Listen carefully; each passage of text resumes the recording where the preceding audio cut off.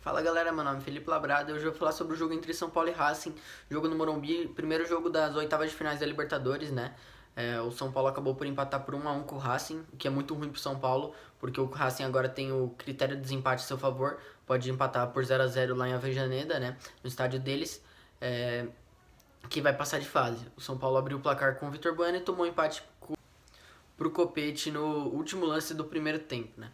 E agora o São Paulo tem essa leve desvantagem aí e vai ter que ir com tudo pra cima lá na casa do Racing, que provavelmente eles vão ficar um pouco mais fechados, né? Bom, sobre a escalação, o São Paulo veio um pouco diferente, né? Com jogadores diferentes no caso. Por exemplo, o Benítez não jogou porque ele tá com um desgaste físico ali, não tá bem fisicamente, como o Crespo disse na coletiva, e daí o Crespo achou melhor ele não jogar. Tem alguns desfalques como Rigoni, Luciano, Miranda, mas então, o São Paulo vem num 3-4-2-1 ou 3-6-1, apenas isso, com o Éder um pouco mais lá à frente. Mas quando tá defendendo, o São Paulo passa defendendo um 5-3-2, né? Que o Nestor, que acabou jogando ali no lugar do Benítez, podemos dizer que ele jogou no lugar do Benítez, ele acaba entrando no meio dos dois volantes, quando tá defendendo em bloco mais baixo ali, né? E ele sobe um pouco mais também quando o São Paulo estava marcando pressão em alguns momentos. Que não é o jogo todo, né? Porque o São Paulo se desgasta, tá muito desgastado fisicamente, né? E daí acaba que o São Paulo não tem essa intensidade que tinha lá no começo do trabalho do Crespo, né? Bom, mas falando aqui sobre a escalação, o São Paulo vem com o Volpi no gol, que acabou que não foi muito exigido, né? O Racing acaba que não leva tanto perigo para ele, né? Acaba que o Racing acaba tendo que chutar mais de fora da área por causa dessa marcação do São Paulo, que foi muito bem. Daí na linha de 3 zagueiro o Diego Costa que estava indo bem, porém no gol do Racing ele acaba podemos dizer que ele falhou, ele deixa o Copete girar, ele poderia ter colocado logo, ter tentado pôr o pé na bola, tudo, mas ele acaba deixando o Copete girar e chutar pro gol, né? O Luan também dá uma errada ali, podemos dizer assim, porque ele não põe o pé na frente do chute, né? Podemos dizer assim. Daí ali o Arboleda absoluto na cabeça, ninguém ganhando o Arboleda na cabeça, é impressionante. Todas as bolas que vai nele, é nele, né? O Arboleda teve aquele movimento interessante, como contra o Inter, né? Que ele fica solto ali na área, no escanteio do adversário, para ele poder ir em direção à bola e não ter que ficar marcando individualmente alguém, como o resto do time de São Paulo, né? Daí, como zagueiro pelo lado esquerdo, o Léo foi legal, foi bem, ajudou na progressão do time muitas vezes. O Wellington foi muito bem, mas o Wellington tem ele foi bem na marcação, né? Mas ele tem um negócio que tem que se salientar aqui, eu tenho que falar. O Wellington era o jogador com o segundo maior taxa de cruzamentos certos do São Paulo, no começo do ano, ali no começo da temporada com o Crespo, né? Ali pelo Paulistão. E até pela Libertadores, alguns jogos que teve, né? Antes do começo do Brasileirão. Agora, ele nos últimos 33 cruzamentos, ele acertou apenas 3. Então a taxa de cruzamentos certos do Wellington caiu de... E ele acabava sendo o segundo jogador com a maior taxa de acerto de cruzamentos, com 41%, apenas atrás do Daniel Alves, né, que tinha 42%, bem pouca diferença, inclusive. E agora ele tem só 9% nesses últimos 33 cruzamentos que ele deu. E ali pelo lado direito, na ala direita, né, o Igor Vinícius substituindo o Daniel Alves, está na seleção olímpica. O Igor Vinícius fez um jogo ok, não comprometeu em nada também. Mas também não foi um jogo brilhante como algumas vezes ele faz. E no final do jogo ali, no momento que o São Paulo está tentando fazer uma abafa ali, bem no último lance praticamente, o Igor Vinícius acaba tentando dar um passe de calcanhar, sem motivo nenhum. Era só dar um toquinho de lado pro Benítez, que o Benítez ia pôr na área. Pode ser que não desse nada, mas pelo menos ele poderia ter feito o simples, né? Mas ok. Daí ali no meio o Luan. O Luan, um jogo ok dele. Um jogo apagado, inclusive, né? Não fez um grande jogo, na verdade. Um jogo normal. O Lisieiro tava até que bem, né? O Lisieiro teve meio que uma chance ali para se fazer o gol, né? Ele poderia ter dado um biquinho, mas ele acabou não dando um biquinho, tentando cortar o cara. E daí ele acaba perdendo esse gol, né? Mas depois que o Lisieiro sai, o time de São Paulo se perde bastante em campo, né? O Nestor um pouco ali mais à frente, que foi bem, perdeu um gol, mas o Nestor tava indo bem, conseguia chegar armando um pouquinho, mas faltava o último passe para ele e pro Igor, inclusive, pro time de São Paulo no geral também. O time de São Paulo, quando não pecava no último passe, acabava pecando na finalização, né?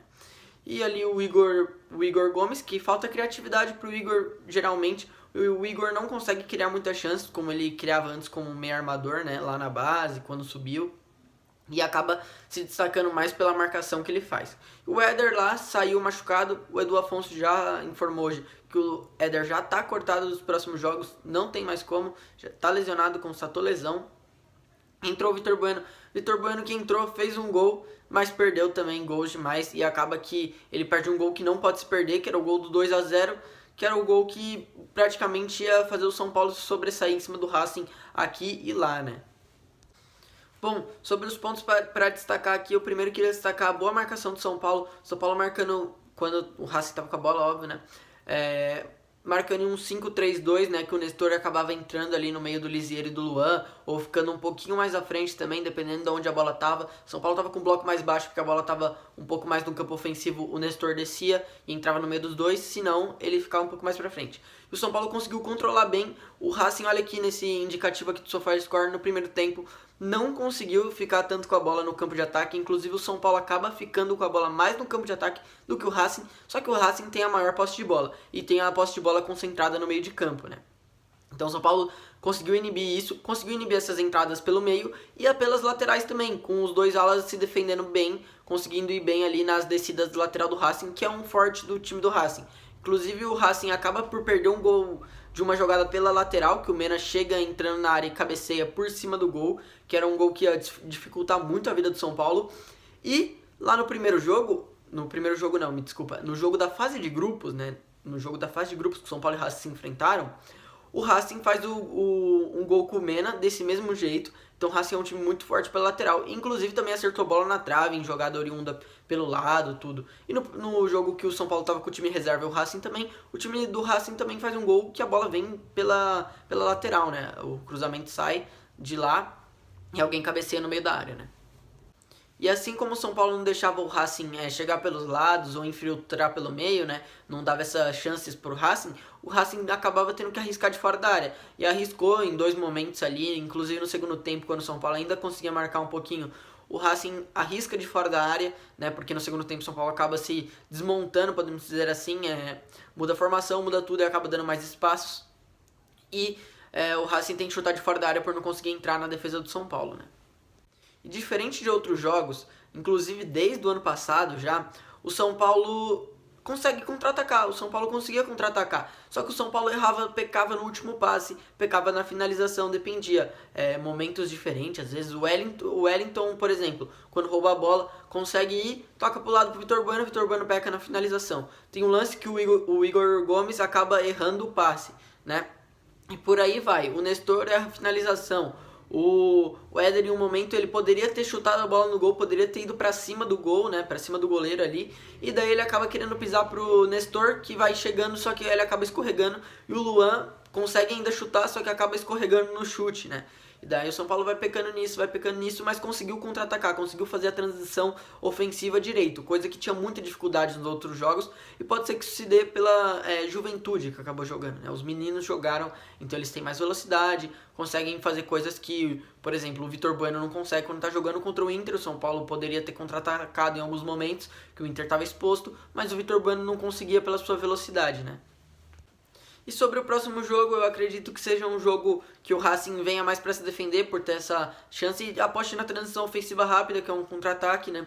E eu acredito que vai ser assim, o São Paulo com um pouco de dificuldade, como sempre teve contra times retrancados, né? São Paulo já de praxe, o São Paulo tem dificuldade contra esses times. Eu acredito que seja assim. Ou eles vão vir pressionando o São Paulo e dificultar o jogo povoando o meio de campo, como eles fizeram lá no jogo da fase de grupos, né? Contra o São Paulo lá em Avejaneda.